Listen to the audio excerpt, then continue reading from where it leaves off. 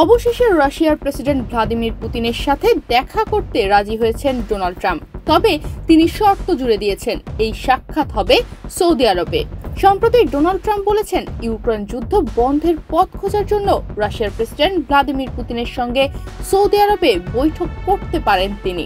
এরপর অনেকের মনেই প্রশ্ন এসেছে, তিনি কেন এমন একটি গুরুত্বপূর্ণ বৈঠকের জন্য সৌদি আরবকেই বেছে নিলেন।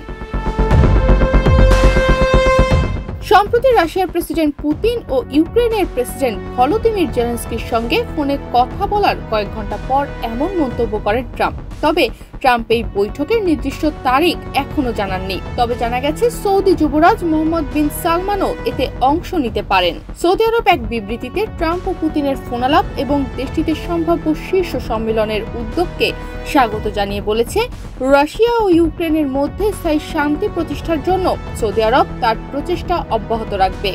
এ বিষয়ে মধ্যপ্রাচ্য ইনস্টিটিউটের ভাইস প্রেসিডেন্ট পল সেলেম মনে করেন, ট্রাম্প পুতিন বৈঠকের জন্য সৌদি আরব একটি যৌক্তিক জায়গা, কারণ এটি একটি নিরপেক্ষ ভেন্যু। আন্তর্জাতিক সম্পর্ক বিষয়ক অধ্যাপক খাত্তার আবু দিয়াব বলেন, ঐতিহ্যগতভাবে নিরপেক্ষ ভেন্যু হিসেবে জেনেভার মতো স্থান বেছে নেওয়া হতো। তবে রাশিয়ার সঙ্গে সুইজারল্যান্ড ও অন্যান্য ইউরোপীয় দেশের সম্পর্কের অবনতি ঘটায় এবার বিকল্প হিসেবে সৌদি আরবকে বেছে নেওয়া হয়েছে।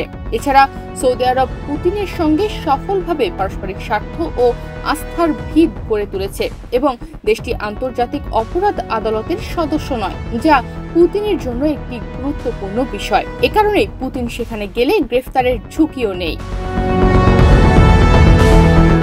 এমনকি ট্রাম্প পুতিনের বৈঠক আয়োজন করে সৌদি আরব কূটনৈতিক সুবিধাও পেতে পারে, যার যুক্তরাষ্ট্রের কৌশলগত স্বার্থে রিয়াদের সম্পৃক্ততা বাড়ানোর বিনিময়ে আসতে পারে। এছাড়া রাশিয়া ও ইউক্রেনের মধ্যে বন্দি বিনিময়ে মধ্যস্থকারী হিসেবে সৌদি আরব গুরুত্বপূর্ণ ভূমিকা পালন করেছে এবং উভয় দেশেরই আস্থা অর্জন করেছে। বিশ্লেষকদের মতে, ট্রাম্প পুতিন বৈঠকে ইউক্রেন যুদ্ধ অবসানের পাশাপাশি বৈশ্বিক তেলের দাম ও অর্থনৈতিক সহযোগিতা নিয়েও আলোচনা হতে পারে।